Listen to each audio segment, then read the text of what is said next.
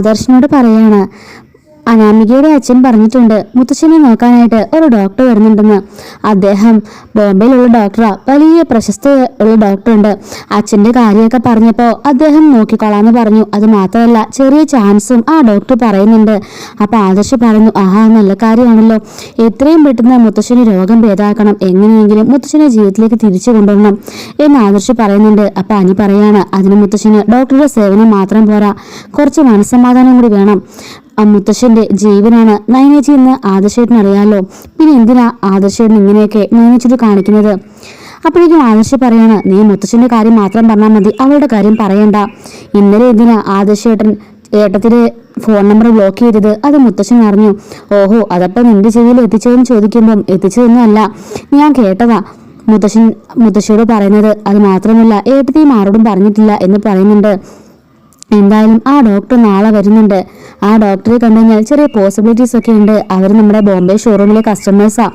അത് മാത്രമല്ല അനാമികയുടെ അച്ഛൻ എല്ലാ ഡീറ്റെയിൽസും പറഞ്ഞിട്ടുമുണ്ട് മുത്തശ്ശനെ, അവർക്ക് നേരത്തെ അറിയാം എന്നും പറയുന്നുണ്ട് കേട്ടോ. അങ്ങനെ ആനി പറയുന്നുണ്ട്, മുത്തശ്ശന് ഭേദമാകണമെന്ന് ആദർശൻ ആത്മാർത്ഥമായിട്ട് ആഗ്രഹിക്കുന്നുണ്ടെന്നുണ്ടെങ്കിൽ എത്രയും പെട്ടെന്ന് നയനേച്ചിയുമായിട്ടുള്ള പിണക്കമൊക്കെ മാറ്റി നയനേച്ചിയെ സ്നേഹിക്കാൻ നോക്ക് എന്ന് പറയുന്നുണ്ട് കേട്ടോ. പിന്നീട് കാണിക്കുന്നത് മുത്തശ്ശന്റെ മുറിയില് മുത്തശ്ശിയോട് സംസാരിച്ച് ഇങ്ങനെ ഇരിക്കുന്നുണ്ട് കേട്ടോ. അപ്പോഴേക്കും മുത്തശ്ശൻ ഇങ്ങനെ ഓരോ കാര്യങ്ങൾ ആലോചിച്ചുകൊണ്ടിരിക്കുകയാണ്. മുത്തശ്ശന്റെ മുഖത്തേക്ക് നോക്കിയിട്ട് മുത്തശ്ശി സങ്കടപ്പെട്ട് കരയുന്നുണ്ട്. എന്നിട്ട് പറയാണ്, നിങ്ങൾ ഇങ്ങനെ ഉപവാസം ഇരുന്നാൽ എന്താ ചെയ്യാ? ആഹാരം മരുന്നൊന്നും കഴിക്കാതിരുന്നാൽ എങ്ങനെ അസുഖം മാറുന്നേ? അപ്പോഴേക്കും മുത്തശ്ശൻ ചോദിക്കുകയാണ്, എന്തിനാ അസുഖം മാറട്ടെ, എന്തിനാ, എനിക്കിനി ജീവിക്കണമെന്ന് പോലും ഇല്ല. അത്രയ്ക്കുമുണ്ടല്ലോ നമ്മുടെ വീട്ടിലെ ഓരോ ദിവസവും കൂടുന്ന ഓരോ പ്രശ്നങ്ങൾ. വന്ന് കയറി മരുമക്കളെ ഇട്ട് എല്ലാവരും തീറ്റിക്കല്ലേ, പിന്നെ എങ്ങനെ വീടിന് ഐശ്വര്യമൊക്കെ ഉണ്ടാകുന്നത് എന്ന് ചോദിക്കുകയാണ്. അപ്പോഴേക്കും അങ്ങോട്ടേക്ക് ആദർശും ദേവേനും കയറി വന്നിട്ട്, എന്താ അച്ഛാ ആഹാരമൊന്നും കഴിക്കാത്തത്? അപ്പോഴേക്കും മൂർത്തി പറയാണ്, എനിക്കൊന്നും വേണ്ട, എനിക്ക് ആഹാരവും വേണ്ട, മരുന്നും വേണ്ട, എത്രയും പെട്ടെന്ന് എന്നെ ദൈവം ഒന്ന് വിളിച്ചാൽ മതി എന്നൊക്കെ പറയുമ്പോൾ ആദർശ് പറയാണ്, മുത്തശ്ശ അങ്ങനെയൊന്നും പറയല്ലേ. മുത്തശ്ശൻ പറയാണ്, അവളുടെ ചേച്ചിക്ക് വേണ്ടി അവൾ അങ്ങനെ ഒരു കള്ളത്തിനെ മറച്ചു വെച്ചു, അല്ലാതെ അവൾ തെറ്റൊന്നും ചെയ്തില്ലല്ലോ. വീട്ടിലേക്ക് വന്ന മഹാലക്ഷ്മിയാ രണ്ടുപേരും കൂടി അടിച്ച് പുറത്താക്കാൻ ശ്രമിക്കുന്നത്. നിന്റെ കമ്പനിയിലേക്ക് അവൾ ഒരു ദിവസം വന്നു തന്നെ നീ കണ്ടതല്ലേ, എന്തുമാത്രം ഐശ്വര്യം ഉണ്ടായെന്ന്. ആ പാവം മോളെ ഇങ്ങനെ ഇട്ട് വേദനിപ്പിക്കുന്ന എന്തിനാ?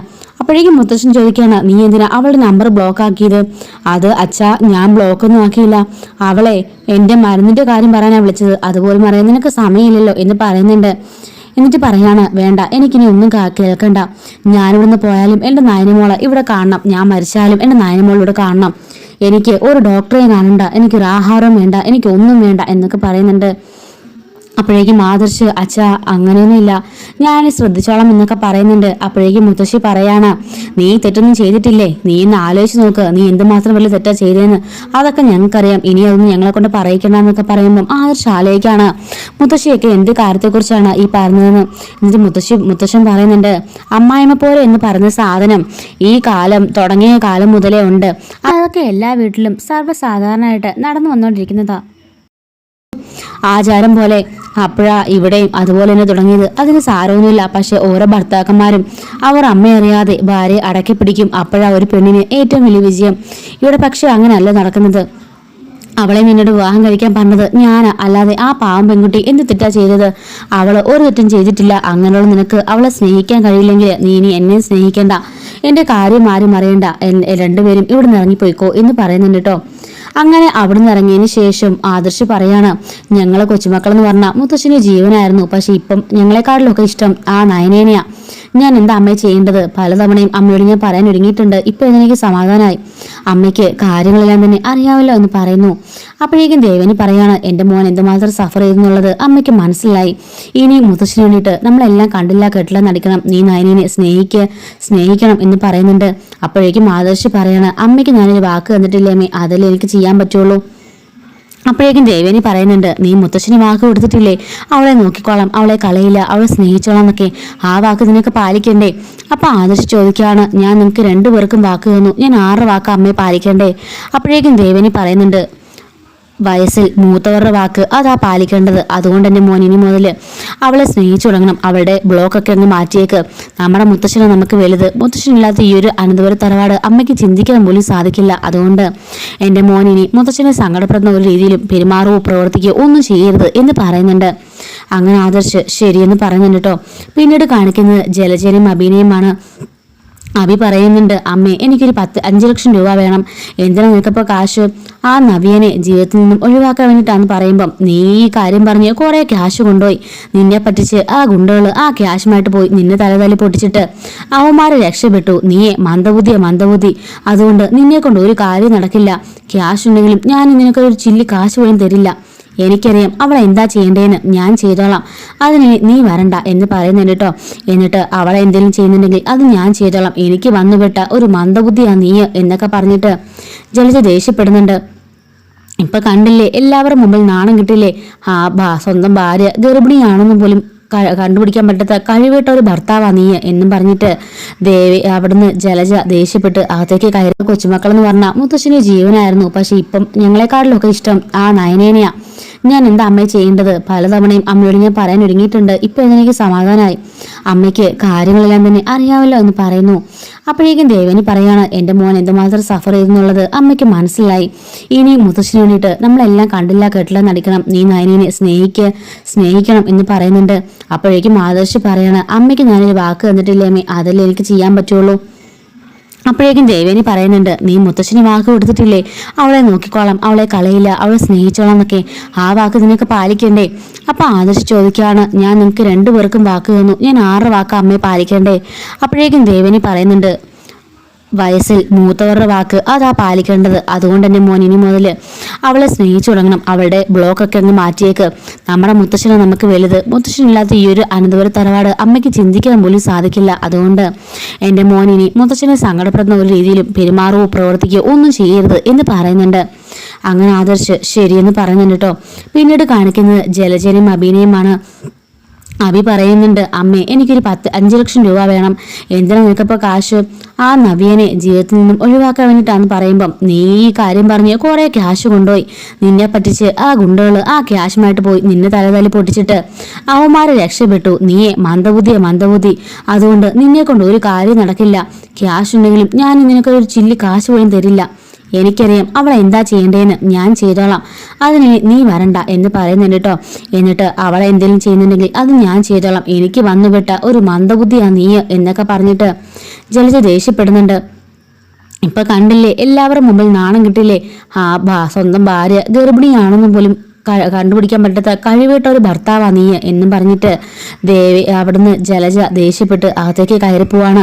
ശരിക്കും ആ ഒരു ഗുണ്ടയ്ക്ക് കൊടുക്കാൻ വേണ്ടിയിട്ടായിരുന്നു കേട്ടോ ഈ ഒരു ക്യാഷ് 5 ലക്ഷം രൂപ.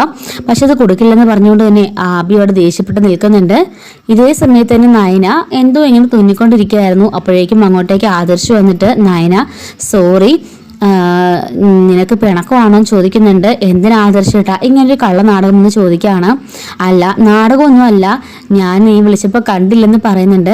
അപ്പോഴേക്കും നയന ചോദിക്കുകയാണ്, ഒരാളുടെ ഫോൺ ബ്ലോക്ക് ആക്കുന്നതാണോ കാണാഞ്ഞത്? ഞാൻ കുറച്ച് തിരക്കായിരുന്നു, അതുകൊണ്ടാണ് സംഭവിച്ചതെന്ന് പറയുമ്പം എത്ര തിരക്കാണെങ്കിലും ഒരാളുടെ നമ്പർ വിളിച്ച് ആരെങ്കിലും ബ്ലോക്ക് ആക്കുമോ? ഞാൻ വിളിച്ചത് മുത്തച്ഛൻ്റെ മരുന്നിൻ്റെ കാര്യം പറയാനാ. ഒരു ഭാര്യ വിളിക്കുന്നുണ്ടെങ്കിൽ അവരുടെ കാര്യം മാത്രം പറഞ്ഞായിരിക്കില്ല, പല കാര്യങ്ങൾ പറയാനായിരിക്കും. അതെങ്കിലും ഒന്ന് ചിന്തിച്ചുകൂടായിരുന്നോ? എനിക്ക് ഭയങ്കര ബുദ്ധിമുട്ടായി പോയി എന്ന് പറയുന്നുണ്ട്. നീ ക്ഷമിക്ക്, ഞാൻ സോറി പറഞ്ഞല്ലോ, ഇനി എൻ്റെ ഭാഗത്തുനിന്ന് അങ്ങനെ ഒന്നും ഉണ്ടാവില്ല. മുത്തശ്ശനും മുത്തശ്ശിക്കും നീ കഴിഞ്ഞിട്ടേ മറ്റേ എന്തോ ഉള്ളൂ. ഞങ്ങൾ കൊച്ചുമക്കൾ പറഞ്ഞിട്ട് പോലും മുത്തശ്ശന് ആഹാരമൊന്നും കഴിച്ചിട്ടില്ല, ആഹാരവും മരുന്നും ഒന്നും കഴിക്കുന്നില്ല. അതുകൊണ്ട് നീ ഒന്ന് ചെന്ന് പറഞ്ഞിട്ട് മുത്തശ്ശനോടൊന്ന് ആഹാരം കഴിക്കാൻ പറ എന്ന് പറയുന്നുണ്ട്. എന്നിട്ട് മരുന്നും കഴിക്കണം. നാളെ അനി ഒരു ഡോക്ടറിന്റെ കാര്യം പറഞ്ഞിട്ടുണ്ട്, ബോംബെയിൽ നിന്നുള്ള ഡോക്ടറാ, ചെറിയൊരു സാധ്യത അവർ പറഞ്ഞിട്ടുണ്ട്. അതുകൊണ്ട് നീ ഒന്ന് മുത്തശ്ശനോട് പറഞ്ഞ് ആ ഡോക്ടറെ കാണാനും കൂടെ സമ്മതിപ്പിക്കണം എന്ന് പറയുന്നുണ്ട്. അപ്പോഴേക്കും നയന ചോദിക്കുകയാണ്, ഓഹോ അപ്പം അതിനൊക്കെ എന്നെ ആവശ്യമുണ്ടല്ലേ? സാരമില്ല, ഒരു ഹോം നേഴ്സിന്റെ ജോലി ഞാൻ ചെയ്തോളാം. പിന്നൊരു കാര്യം, ഹോം നേഴ്സിന് കൊടുക്കുന്ന ആ ഒരു പരിഗണനയെങ്കിലും എനിക്ക് തരണം എന്ന് നയന പറയുന്നുണ്ട്. അപ്പോഴേക്കും ആദർശ് അത് കേട്ടൊന്നും മിണ്ടാൻ നിൽക്കുന്നുണ്ട് കേട്ടോ. അങ്ങനെ നയന നേരെ മുത്തശ്ശൻ്റെ മുറിയിലേക്ക് വന്നിട്ട് പറയാണ്, മുത്തശ്ശ എന്താ ഇങ്ങനെ ആഹാരമൊന്നും കഴിക്കാത്തത്? മുത്തശ്ശൻ കഴിക്കാത്തതുകൊണ്ട് തന്നെ ഈ വീട്ടിൽ ആരും ആഹാരവും ഒന്നും കഴിച്ചിട്ടില്ല.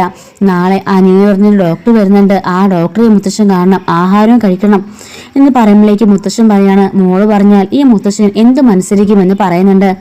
അപ്പോഴേക്കും മുത്തശ്ശി പറയാണ്, ഇത്രയും നേരം ഞാനും ആദർശൻ്റെ അമ്മയൊക്കെ പറഞ്ഞിട്ടും ആഹാരം കഴിക്കാത്ത ആളാ, നീ വന്ന് പറഞ്ഞിട്ടുണ്ടെ ആഹാരം കഴിക്കുന്നത് കണ്ടില്ലേ എന്ന് പറയുന്നുണ്ട് കേട്ടോ. മോളുടെ ഈ സ്വഭാവം ഇതെല്ലാം എനിക്ക് ഇഷ്ടമാണ്, പക്ഷെ മോള് ചെയ്ത് വലിയൊരു തെറ്റുണ്ട്.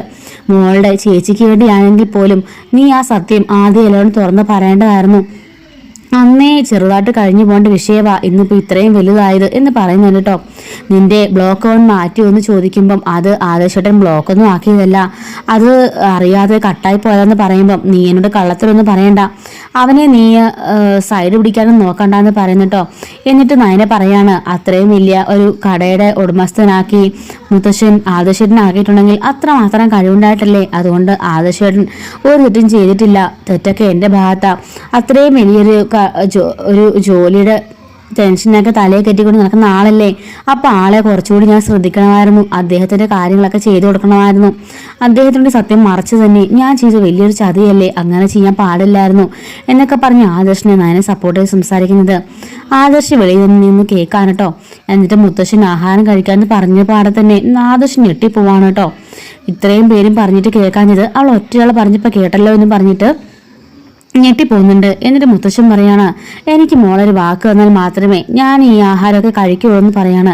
എന്താ മുത്തശ്ശ എന്ന് ചോദിക്കുമ്പോൾ ഇനി എന്ത് പ്രശ്നം ഉണ്ടായാലും മോളെ വീട്ടിൽ നിന്ന് പോവില്ല എന്ന് എനിക്ക് സത്യം ചെയ്ത് തരണം. അതിപ്പോൾ മാത്രമല്ല എൻ്റെ കാലശേഷമാണെങ്കിലും, കാരണം എൻ്റെ കാലം കഴിഞ്ഞാലും എൻ്റെ ആത്മാവ് ഇവിടെയൊക്കെ തന്നെ കാണും. അപ്പോഴും എനിക്ക് എൻ്റെ മോളും എൻ്റെ കൊച്ചുമോനും സന്തോഷമായിട്ട് ജീവിക്കുന്നത് എനിക്ക് കാണണം. അപ്പോഴേക്കും നയനെ പറയാണ് മുത്തശ്ശ മരണത്തെക്കുറിച്ചൊന്നും സംസാരിക്കേണ്ട, മുത്തശ്ശൻ പേരക്കുട്ടികളുടെ കല്യാണവും കണ്ട് എല്ലാം കഴിഞ്ഞിട്ട് മുത്തശ്ശന് ഞങ്ങളോടൊക്കെ സന്തോഷമായിട്ട് ജീവിക്കും, അതുപോലെ മുത്തശ്ശന് ഒന്നും സംഭവിക്കില്ല എന്ന് നയനെ പറയുന്നുണ്ട്. ഇതൊക്കെ കേട്ട് ആദർശ് നയനെ ഞാൻ വെറുതെ സങ്കടപ്പെട്ട് പോയല്ലോ എന്ന് പറഞ്ഞ് അവിടെ കുറ്റബോധം അങ്ങനെ അടിച്ചു നിൽപ്പുണ്ട് കേട്ടോ. അപ്പോൾ ഇത് ഇന്നത്തെ എപ്പിസോഡിൻ്റെ റിവ്യൂസ് ആണ്. ഡെയിലി അപ്കമിങ് റിവ്യൂസ് നമ്മുടെ ചാനൽ അപ്ലോഡ് ചെയ്യുന്നുണ്ട് കേട്ടോ. മിസ്സാവാതിരിക്കാനായിട്ട് ചാനൽ സബ്സ്ക്രൈബ് ചെയ്ത് ഇപ്പോൾ തന്നെ സപ്പോർട്ട് ചെയ്യണേ. Thanks for watching.